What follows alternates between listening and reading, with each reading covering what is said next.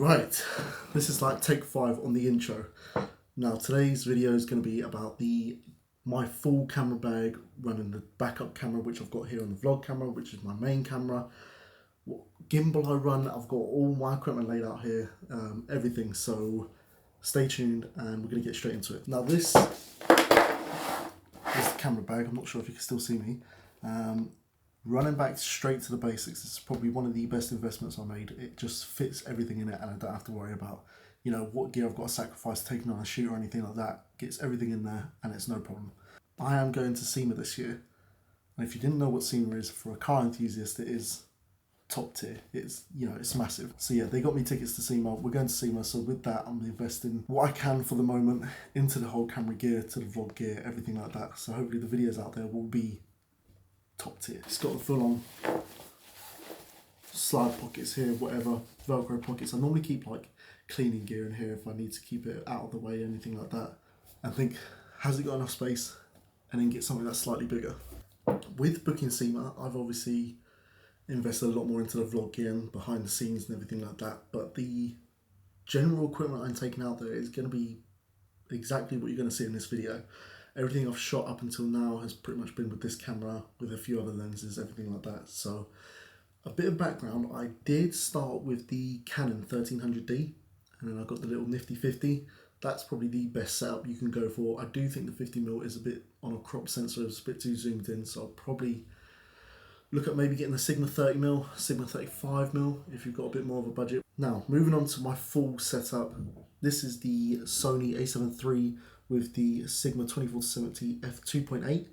Now this is sort of it's a rather large investment. I'm going to put a tally somewhere in the corner about how much all this gear costs, and I'm not factoring anything I've lost from reselling it, buying it back, anything like that. Any equipment that's broke, leave it out. This is exactly what I've got today and how much it costs. So the A7III, if you're going to get a mirrorless camera, I would, and you know your budget's around £1,500, there's nothing else. You get the A7III and thank me later.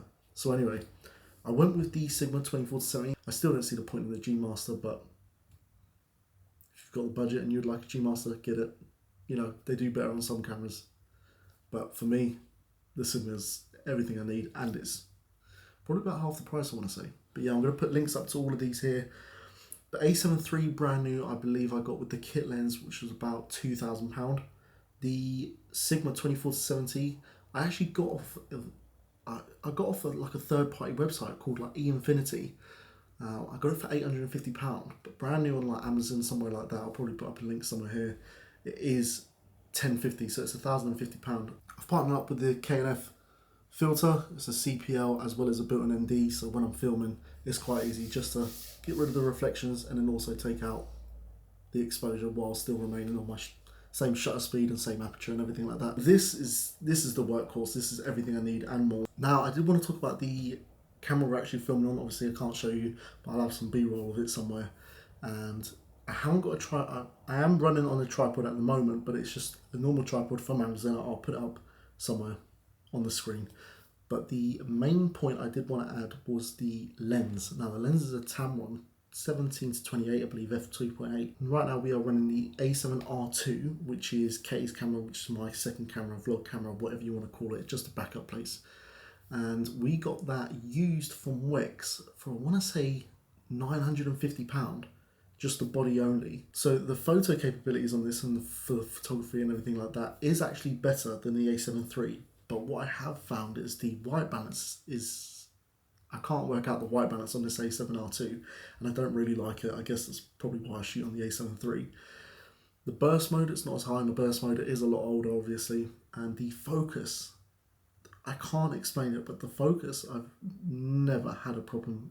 The A7III kind of just knows what I want to shoot and what I want to take a picture of, but the A7R2 is a bit, you know, it's not great, basically. It's very slow.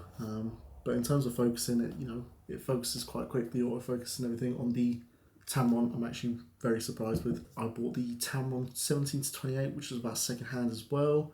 And that was from Facebook Marketplace, and I got that for £450 as well.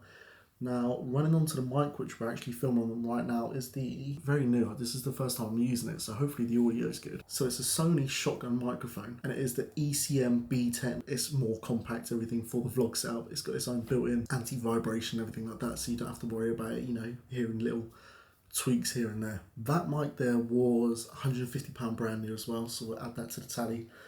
And that's it for the vlog setup, that's it for the second camera. This, I have to say, this is, although I don't use it all the time, and I rarely use it actually now that I have the 24-70, this is the only prime lens I'll ever keep, and I need to keep this one because I've sold them before and I've instantly regretted it. As soon as I'm on a shoot and I want that, you know, 1.4 bokeh, or I'm in a low light setting, yeah, this, you don't get better than this. But it's the Sigma Art 35mm 1.4. This, I want to say, was, again, secondhand. I've got everything secondhand, most of it anyway, apart from the A7 III and things like the gimbal, everything like that, but we'll get into that. But I'll state if I bought it secondhand or not. But this was secondhand, I believe it was about £500, so we'll also add that to the tally. Now moving on to, like, you know, little smaller bits and everything that every photographer needs, every content creator needs, is these SD cards. I couldn't really tell you the difference between these two, but I know I normally have about 128 gig on all of them. I've got one in, I always run 3, so you know, I've got the backups and everything like that, and then I've got 2 to put in the camera. But these, I don't know how much these cost, but we'll add them to the tally. I want to say maybe £30–40 each. But yes, we have 3–4 of those, and I normally always keep one brand new just in the bag, in the car, anywhere, just in case, because maybe I haven't freed up enough space the night before. It happens, it's done. Moving on to the MacBook, which I don't know if you can see, but I have dropped it a couple of times. It is dented, but it's strong. Now this is the 2022 MacBook Pro 13-inch. And I want to say it's got the 16GB RAM, but this brand new, what I want to say was 2,400 or 2,000. It was about 2,400, but that's how much it was basically. I've never had an issue with it other than it can get quite packed up, even if you're coming off the SSD. But on this, I run Lightroom and Photoshop, which is like a photography package you can get on the Adobe, which again is £10 a month. I'll add that down there. So I'll add the full year's worth of the Lightroom and Photoshop package that I get, as well as Final Cut. I edit on Final Cut all my videos. If I was to go back, maybe I would have started on Premiere Pro, but Final Cut is the easiest software to transition to if you want to get into videos. It's a lot easier to use, it's a lot easier to set out, and you can still get the same results. Like, it's not, you know, it's not the end of the world if you don't go for it. But that was, when I paid for it, that was a one-off payment of £300, and that's what I use mostly for YouTube, Reels, anything like that. Anything done on the camera is done on there.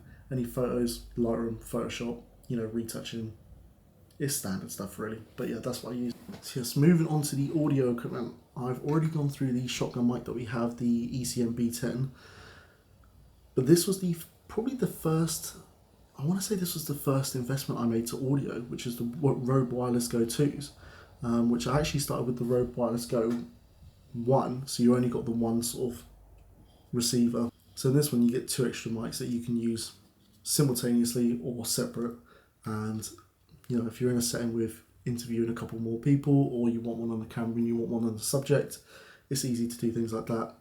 I will have to double check how much these were, but I want to say these were £200 or £220. Could be wrong here, but it's ringing a bell. But they are definitely a good investment. Things like wind noise and everything like that, they're very good. And yeah, I'll always run them over the DJIs. Now, I'll still recommend the DJIs if you want, you know, they're a lot more user friendly, but with these Rode Wireless Go 2s, annoyingly, like everything, you've got to spend extra. So if you want to run them on the phone and, you know, do some phone footage, phone reels and everything like that, and get good quality audio, then you have to run this wire. I will put a link up to somewhere where you can get it from, but it's about £16. And yeah, you've got to have this little adapter if you're with the iPhone. If you're with Android, don't know what you do. But yeah, you run that. This is the wire for the camera anyway. But yeah, those are about £220. We'll add that to the tally, and that's what I use for audio. This shotgun mic if you want to do a run and gun, or if it's more of sticking onto one subject, you don't really want the background noise, that's the best to go for as well. Now currently, if you would have seen, go back a few videos, I had the RS3 Pro, which I thought at the time was going to be the one to go for. I got it. It really wasn't as good as they put on. It's not. Don't go get it, please. You either go for this one, or you go for the RS3 Pro. Spend the extra bit and go to the RS3 Pro. If you have the money and you do want to invest in it and it is a full-time thing, I would always say look at what you want to get and just go a bit more, because you'll always grow into it. So now I'm running again, because of how I shoot and everything I do shoot, it's a lot of photography, it's a lot of, run and gun. It's got to be quick, compact, light, and this literally ticks every box. It will, now with my setup, it is quite heavy. Now it will have its micro jitters, where sort of you'll be panning round and it will twitch every now and then. All I do is just go back and retake it. It's not that much of an issue, but it does happen, and you got to take some sort of sacrifice when you have something like this, which is about £500 cheaper than the RS3 Pro. And for me, it ticks more boxes than the RS3 Pro. The RS3 is too big, too heavy, everything like that. But the RS3 Mini for £350, £339 I think I got it for. I recommend it all day. And you don't have to get a vertical mount, because it's already built in.